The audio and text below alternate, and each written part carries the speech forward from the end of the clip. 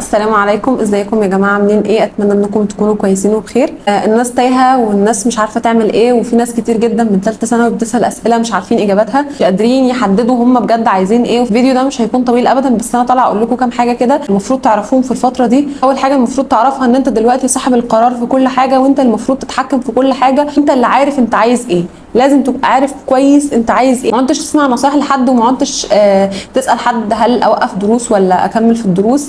انت دلوقتي المفروض انت اللي تبقى عارف انت عايز ايه، وانت اللي لازم تاخد القرار ده. لو انت دلوقتي شايف ان الدروس ملهاش اي لازمه ليك، وقف دروس ومالكش دعوه باي حد، وما تسمعش كلام اي حد يقول لك وقف او ما توقفش. دلوقتي اللي عارف انت ناقصك ايه، عارف انت محتاج ايه كويس قوي، شوف ايه اللي انت محتاجه. لكن لما تاخد قرار لازم تاخده بالعقل. يعني ايه تاخد القرار بالعقل؟ ناخد مثال. انت دلوقتي عايز توقف دروس، شوف دلوقتي هل انت لما بتنزل الدرس بتستفاد ولا لا. طب شوف الاستفاده اللي انت هتستفادها لو قعدت في البيت. لو لقيت الاستفاده من القعده في البيت اكتر من الاستفاده من نزولك للدروس، اقعد في البيت. وانت شايف مثلا ان انت واقع منك حاجات ومش عارف تلمها، امسك الكتاب وشوف ايه الحاجه اللي انت واقع فيها واللي انت محتاج فيها حاجه. ادخل على اليوتيوب واسمع شرح للحاجه دي وتصرف. المهم ان انت ما تقعدش تصيح وتقول ده في حاجات كتير واقعه مني، انا حاسس ان انا ضايع، انا حاسس ان انا مش هعرف اوصل. دلوقتي ما عادش في وقت للصياح ولا في وقت اي حاجه ممكن تتعمل تانية غير ان انت تلحق نفسك وتلم كل اللي انت عايزه. انا في الفتره دي من ثالثه ثانوي بجد مش قادره احدد لكم اصلا انا كنت بعمل ايه. يعني انا كنت ماشيه بمزاجي، ما كنتش بسمع لاي حد نهائي، كنت بسمع من كذا اتجاه ولكن بعمل الحاجه اللي انا شايفاها مناسبه ليا. دلوقتي ممكن تكون بتسمع 20 حد على اليوتيوب، منهم انا ومنهم ناس كتير غيري. ما تمشيش على كلام حد كده بالملي، ما تمشيش على كلام حد تيبيكال كده وتشوف مثلا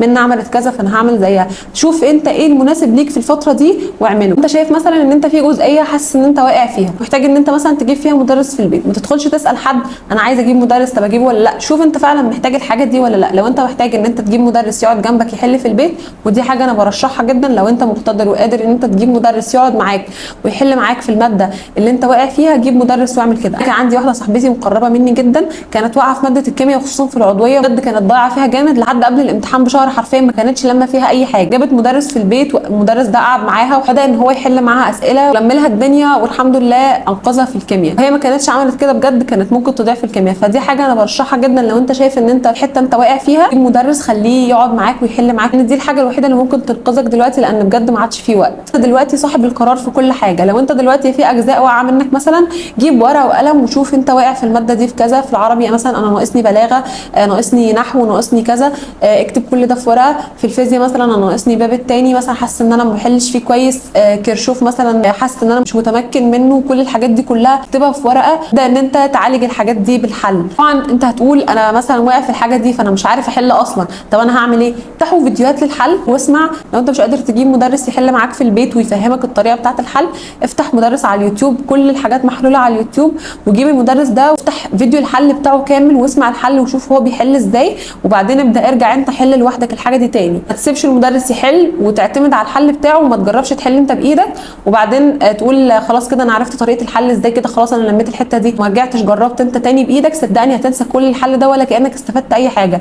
لازم تجرب تحل انت بايدك. الناس اللي بتفتح فيديوهات الحل وتقعد تسيب المدرس يحل ويسمعوا الحل، وطبعا بيفهموا وبيحسوا ان هم لموا الحاجه، بعدين يقفل الفيديو خلاص على كده وما يرجعش يحل تاني هو بايده، صدقني دي غلطه كبيره جدا، لان لو ما اتعودتش ان انت تحل بايدك ده هيضعفك جدا جدا. فانت دلوقتي انت اللي لازم تنظم نفسك، وانت اللي لازم تمشي نفسك. ما فيش حاجه اسمها تدخل تقول لحد انا عايز جدول، اعمل لي جدول كذا الم بيه في اخر خطه اخر 20 يوم وخطه اخر ما اعرفش ايه. مفيش حد هيقدر يعمل لك جدول، لان مفيش حد عارف انت ايه الاجزاء اللي واقعه منك. جرب في الفتره دي، يمكن تعمل حاجات غلط ويمكن تعمل حاجات صح، بس جرب انت. مش بقول لكم ما تسمعوش نصايح من على اليوتيوب ولا تسمعوا حد ولا الكلام ده كله، لا اسمع، لكن ما تمشيش على كلام حد تيبيكال. شوف انت ايه اللي انت محتاجه، كلام الشخص اللي بيتكلم واعمل ده، لكن ما تمشيش ورا كلام اي حد تيبيكال. صدقني انت اللي في ايدك دلوقتي كل حاجه. تندوا على نفسكم وشدوا حيلكم بجد، ما فاضلش غير 20 يوم. صدقني كل تعب ده هينتهي وهتفرح بالنتيجه بتاعتك. توقفوا في الفتره دي صدقوني بجد، لو انت وقفت في الفتره دي وانت بادئ من اول السنه صح وجيت وقفت في الفتره دي، صدقني هتندم وهتضيع كل حاجه انت عملتها. لو انت جالك التفكير في ان انت دلوقتي تعبت ومش قادر تكمل اي حاجه، اسال نفسك سؤال واحد بس: هل انت دلوقتي تقدر تخش الامتحان بالمجهود اللي انت عملته ده، من غير ما تكون مثلا بتراجع في المراجعه اللي انت بتراجعها دلوقتي، او من غير ما تحل شوامل، او من غير ما تكمل ال 20 يوم دول؟ اكيد اجابتك هتكون لا. لو اجابتك لا، يبقى انت لازم تكمل بكامل طاقتك. حاول ان انت تجدد شغفك باي طريقه، بس ما تضيعش وقتك. 20 يوم بس، وصدقوني بجد كل حاجه هتنتهي وهترتاحوا. شوف انت ايه اللي ناقصك، شوف ايه الحاجه اللي واقعه منك، منك. حاول ان انت تلم كل ده. لو انت بتحل شوامل كمل في حل الشوامل وكثف كمان في الحل. بعد لما امتحاناتكم تخلص والنتيجه تظهر ده هتبقى فخور بنفسك، فخور بكل التعب اللي انت بتتعبه، ويمكن كمان تكونوا مكاني وبتنصحوا الدفعات اللي بعدكم وبتقولوا لهم الحاجات اللي انتم مريتوا بيها. فكيب جوينج للاخر وكملوا وخليكوا عارفين مصلحتكم وبس كده. انا حبيت بس اقول الكلمتين دول لان الكلمتين دول كان لازم يتقالوا في الفتره دي. بس كده انا خلصت كل اللي انا عايزه اقوله. لو عجبكم الفيديو ما تنسوش تعملوا لايك للفيديو ده وتبعتوا الفيديو لكل اصحابكم عشان الباقيين يستفادوا. طبعا لو اول مره تشوفوني ما تنسوش تشتركوا في القناه، ولو اي حاجه حابين تسالوا فيها ابعتوا لي في الكومنتس وانا هرد عليكم. وما تنسوش تعملوا فولو على صفحتي على الانستجرام بقى، بنزل عليها حاجات كتير مختلفه وحاجات كتير كمان غير محتوى ثالثه ثانوي. وبس كده، باي باي.